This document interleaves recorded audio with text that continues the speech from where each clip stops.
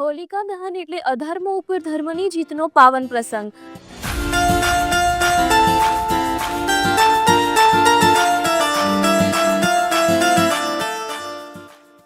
અને આ પવિત્ર પરંપરાને વિશ્વ સ્તરે ઓળખ અપાવતો જામનગરનો ભોઈ સમાજ ફરી એકવાર તૈયાર છે વિશ્વની સૌથી ઊંચી હોલિકા ઊભી કરવા।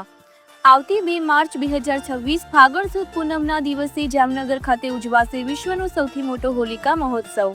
શ્રી ભોઈ જ્ઞાતિ સમસ્ત જામનગર દ્વારા છેલ્લા 70 વર્ષથી આ ભવ્ય પરંપરા નિભાવવામાં આવી રહી છે। લગભગ 25 ફૂટથી વધુ ઊંચાઈ અને અંદાજે 3 થી 4 ટન વજન ધરાવતું વિશાળ હોલિકાનું પૂતળું પ્રહલાદ અને હોલિકાની પૌરાણિક કથાને જીવંત બનાવશે। હર્ષ નીતિનભાઈ મહેતા અને તેમની ટીમના કન્વીનરશીપ હેઠળ આ વર્ષે પણ ભવ્ય આયોજન કરવામાં આવ્યું છે। સોમવારે સાંજે હોલિકા ચોક ખાતે હજારો લોકો અધર્મ ઉપર ધર્મની જીતના આ ઐતિહાસિક બળના સાક્ષી બનશે।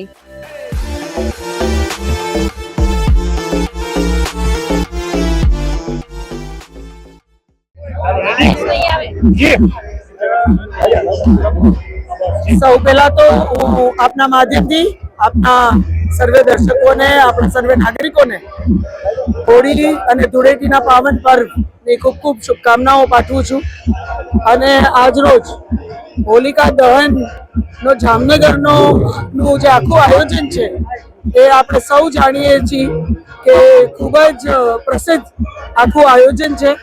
અને દર વર્ષે સમસ્ત ભોઈ જ્ઞાતિ જામનગર સાથે મળી અને આખો ભોઈ સમાજ આ આયોજન ખૂબ સરસ રીતે એનું આયોજન કરતા હોય છે। આ 70મું આયોજન છે અને જામનગરનું હોલિકા દહનનું આખું આ જે કાર્ય છે એ ખૂબ જ ભક્તિ સાથે ઉત્સાહ સાથે યુવા પેઢી આ કાર્યમાંથી ક્યાંક પ્રેરણા લઈ શકે એવી રીતે અને તમામ વર્ગો તમામ સમાજોને જોડીને અને ખૂબ સુંદર આયોજન કરવામાં આવે છે।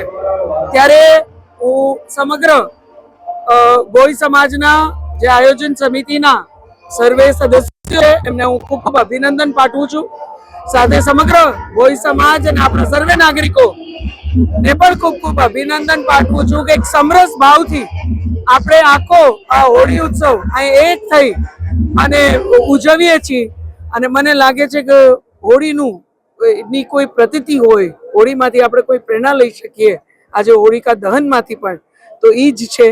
ધૂળેટીના માધ્યમથી આપણે કહીએ છીએ કે બુરા ન માનો હોલી હે, મતલબ ગમે એને રંગ લગાડીએ, રંગોથી રમીએ, એમાં બધું જ ભૂલી અને એક ભાઈચારાના ભાવથી એક પરિવારના ભાવથી આપણે સૌ હોળી એ કલર ઉત્સવ આખો ઉજવતા હોય છે। ત્યારે આજનો દિવસ એવો દિવસ છે જ્યારે આપણે ક્યાંક સત્ય ઉપર આખું વિશ્વ ટકેલું છે, આખી સૃષ્ટિ ટકેલી છે એ વાત ઉપર આપણો પુનઃ જે વિશ્વાસ છે એ ક્યાંક સુદૃઢ થતો હોય છે। ત્યારે ભક્ત પ્રહલાદે જે રીતે સત્ય અને ભક્તિથી આખી પોતાની જે લડાઈ હતી એના ઉપર એમને વિજય પામ્યા, એ જે રીતે વિજય પામ્યા એનું જ પ્રતીક આજે હોળી છે। ત્યારે હંમેશા સત્યની વિજય થાય, સમરસતાની વિજય થાય અને આવી જ રીતે આપણે સૌ આ અગ્નિનું જે આજનું આખું જે ઉર્જા છે એ ઉર્જાના માધ્યમથી, એ આશીર્વાદના માધ્યમથી આપણે વધુ ને વધુ સમરસતાથી ઉજળા થાય એવી હૃદયપૂર્વકની શુભકામનાઓ આ પાવન પ્રસંગે હું આપ સૌને હૃદયપૂર્વક પાઠવું છું। ભોઈ સમાજના પ્રમુખ નરેન્દ્રભાઈ ખગડલાલ મહેતા આ છેલ્લા 70 વર્ષથી આ પરંપરાગત રીતે અમે આ રીતે ઉજવણી કરીએ છીએ ને અંદાજે લગભગ 1 મહિનાનો આનો પ્રોગ્રામ છે ને અંદાજે ખર્ચો 6 લાખ રૂપિયાનો થાય છે ને ગ્રુપ વાઇઝ અમે આપીએ છીએ। હરેક ગ્રુપ હોય અલગ અલગ એ ગ્રુપને અમે આપીએ છીએ, ગ્રુપને કહીએ છીએ કે ભાઈ તમારે જે રીતે કરવું વ્યવસ્થા એ પોતે ગ્રુપ કરે।